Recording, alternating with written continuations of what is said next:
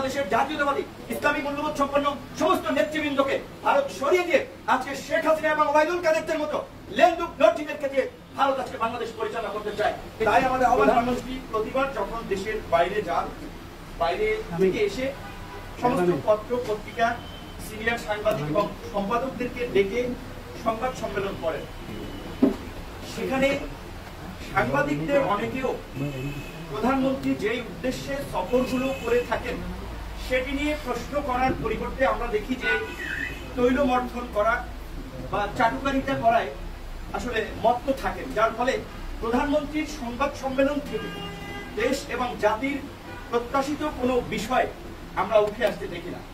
বরঞ্চ প্রধানমন্ত্রীর কথায় এমন কিছু মন্তব্য থাকে যেটা তার দলের নেতাকর্মীদের মধ্যে অসহিষ্ণুতা তৈরির পাশাপাশি সমাজের সংঘাত সহিংসতাকে উস্কে দেয় এবং প্রধানমন্ত্রীর কথায় বিদ্বেষপূর্ণ মন্তব্য থাকে, যেটা একটা রাষ্ট্রের সর্বোচ্চ নির্বাহী প্রধানের বক্তব্যে থাকা উচিত না। গতকালকেও সংবাদ সম্মেলনে প্রধানমন্ত্রী বিভিন্ন প্রশ্নের উত্তর দিতে গিয়ে যেই কথাগুলো বলেছেন যে যারা ভারতের সমালোচনা করে তারা নাকি পাকিস্তানের দালাল এবং এই দেশের স্বাধীনতা তারাই এনে দিয়েছেন। আমি প্রধানমন্ত্রী এবং আওয়ামী লীগের নেতাদেরকে পরিষ্কার করে বলতে চাই, আওয়ামী লীগের কোন একক নেতা কিংবা আওয়ামী লীগের কোন নেতা নেত্রীদের দয়ার দানে কিংবা তাদের একক কর্তৃত্বে একক সংগ্রামে বাংলাদেশ স্বাধীন হয় নাই। বাংলাদেশ স্বাধীন হয়েছে এদেশের গামছা মাথায় বাঁধা লুঙ্গি পরা কৃষক, শ্রমিক, ছাত্র, দল মত নির্বিশেষে সকল মানুষের সম্পৃক্ততায় তারা দীর্ঘ 9 মাস রক্তক্ষয়ী যুদ্ধ করেছে। সেই যুদ্ধে ভারত আমাদেরকে সহযোগিতা করেছে। ভারত 1 কোটি শরণার্থীকে আশ্রয় দিয়েছে, এটি সত্য।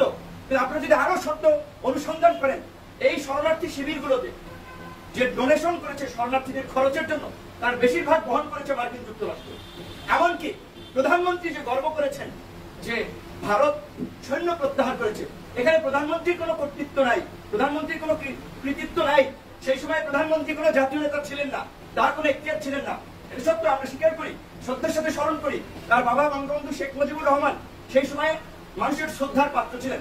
মানুষ তাকে নেতা বানিয়েছিল তাদের অধিকার আদায়ের জন্য। তাই তিনি মানুষের পক্ষে কথা বলেছেন, জনগণের ভাষা বুঝে ভারতীয় সৈন্য প্রত্যাহার করার জন্য ইন্দিরা গান্ধীকে চাপ দিয়েছিলেন।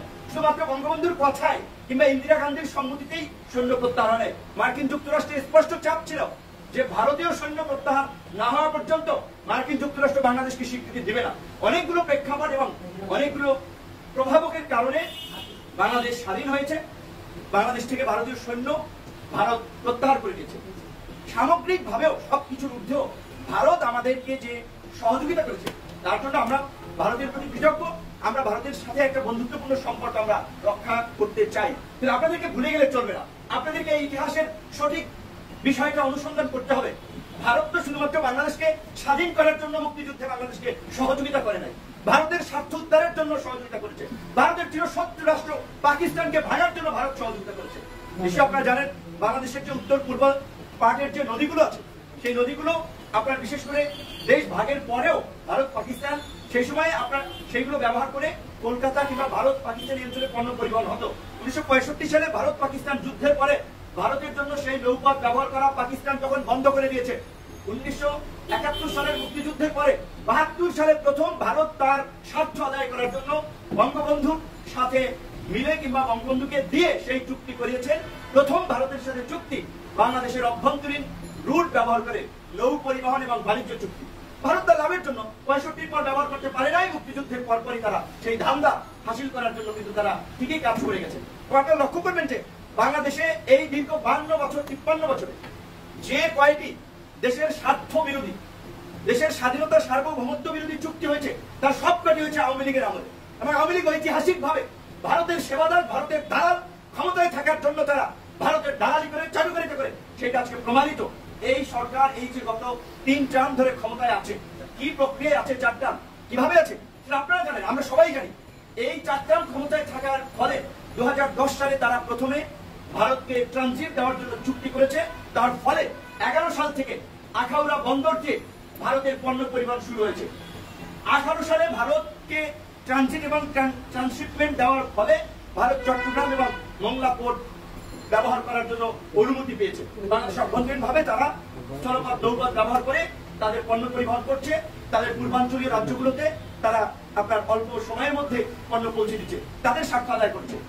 এবং এইবার যে প্রধানমন্ত্রী গিয়ে যে আবার চুক্তিটি করে আসলেন, বাংলাদেশের মধ্য দিয়ে ভারতকে রেল চলাচলের ট্রানজিট দেওয়া, ভারত এবং বাংলাদেশের ব্যবস্থাপনায় যৌথ স্যাটেলাইট পরিচালনা করা, আমি দেশবাসীর কাছে পঞ্চম শ্রেণীর একজন ছাত্র থেকে শুরু করে গ্রাজুয়েশনের ছাত্র থেকে শুরু করে এই দেশের প্রতিটি বিবেক সম্পন্ন মানুষের কাছে আমরা প্রশ্ন করতে চাই, আপনাদের উপলব্ধি করাতে চাই, বাংলাদেশের সাথে যদি কোন রাষ্ট্রের যুদ্ধ হয় তাহলে কার সাথে যুদ্ধ হবে? সীমান্তবর্তী দেশ হিসেবে মিয়ানমার এবং ভারতের সাথে যুদ্ধ হবে। তাহলে নিশ্চয়ই বাংলাদেশের সামরিক এবং কৌশলগত নিরাপত্তার ক্ষেত্রে ভারত এবং মিয়ানমারের প্রশ্নে আমাদের একটা জাতীয় ঐক্য, একটা জাতীয় সংগ্রাম, একটা জাতীয় সমঝোতার দরকার ছিল।